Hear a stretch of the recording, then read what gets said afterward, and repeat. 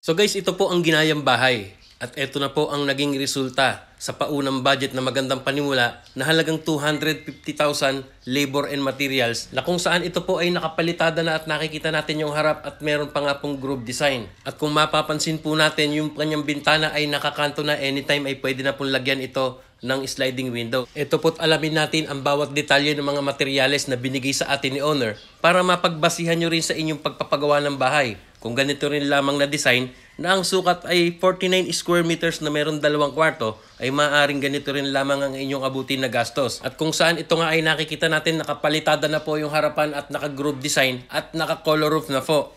And take note guys, ito nga makikita nyo in actual video kung gaano kaganda yung ganitong may groove design at malinis na pagkatrabaho na bahay nitong ating i-feature ngayon. Kaya ito po ang ating topic at pag-uusapan ngayon. Ang another OFW story of success ng pagpapagawa ng bahay ni Sir Arnel Magdaong na nagtatrabaho sa bansang UAE, Abu Dhabi bilang isang veterinary assistant and pet groomer.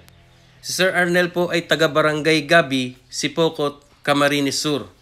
So guys, ayun nga po, nakita natin starting ng layout hanggang sa ito yung nag-file ng hollow block. At ito na nga, makikita natin kung paano step by step ginawa itong kanyang bahay. At siya nga ibinigay sa atin ang bawat detalye ng pagpapagawa ng structural na to. At ito na nga po ating pag-uusapan na agad natin yan.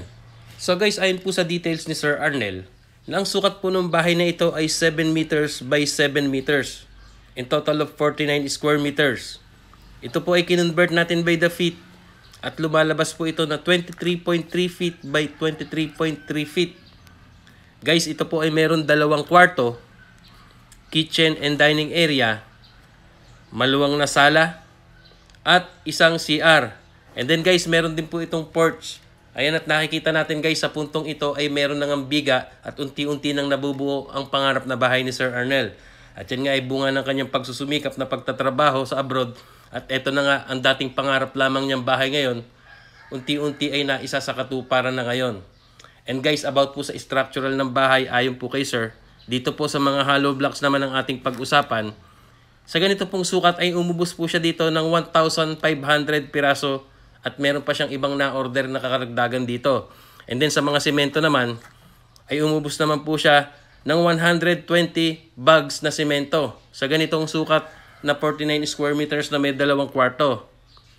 And then guys, sa mga bakal naman po, ayon kay Sir, sa 12mm po, ay umubos po siya dito ng 25 piraso.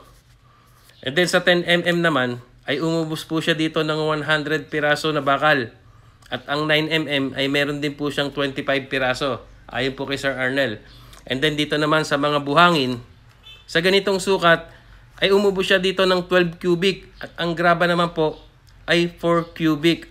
Yan po ang kabuuang detalye about sa structural or pagpapagawa ng structural ng bahay na ito na kanyang binigay na detalye na materialis na nagamit dito. And then guys, ayun nga, unti-unti nang nabubuo at naggagawa na po sila ng groove design dito sa harap ng bahay. At kung napansin po natin, ang kanya pong trusses ay wood trusses. Pero ang bubong po ay color roof. So yan po ang ating pag-usapan ngayon ayon sa details ni Sir. Dito po sa kanyang color roof, long span rib type. Ito po lahat-lahat sa ganitong sukat na kabuang nagastos niya. Meron na po siyang flashing and gutter ay umubos po siya dito ng 29,000 pesos. About po dito sa pagpagawa ng bubong. And then guys, yung mga kahoy naman po, ay pinalagari niya ay gumastos daw po siya dito ng halagang 5,000 pesos. So guys, sa mga gusto po ng floor plan ng bahay na ito, nasa dulo po ng video. At i-capture nyo na lamang at makikita nyo po na napakaganda po ng setup dito. And take note guys, ito nga, makikita natin in actual kung gaano nga ba kaaliwalas itong 7 by 7 meters in total of 49 square meters. Dahil ito po ay meron pong short video na makikita natin yung loob at labas in actual. Kung gaano rin kaganda yung setup ng bahay na ito at kuhang-kuha nga nila yung design na ginagaya. At ito na nga po, panoorin natin at after nga nito ay makikita natin at mapagbabasihan natin sa ating pagpapagawa ng bahay. So ayan po, makikita natin guys. Malinis na po at maayos na po ang pagkakapalitada nito. And then nakikita natin ay unti-unti na nga pong ginagawa ito ni Sir Arnel.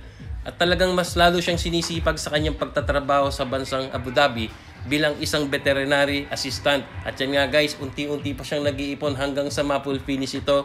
Ang kagandahan nga dito ay nasimulan na niya at nasunod na yung plano ng bahay na which is yung ginagaya nga niyang perspective house. At yung floor plan ay talagang nasunod. Kaya ito, mas lalo pa siyang sisipagin sa pag-iipon dahil nga meron siyang binubuong project at which is ito nga yung bahay na pinapangarap natin para sa ating pamilya.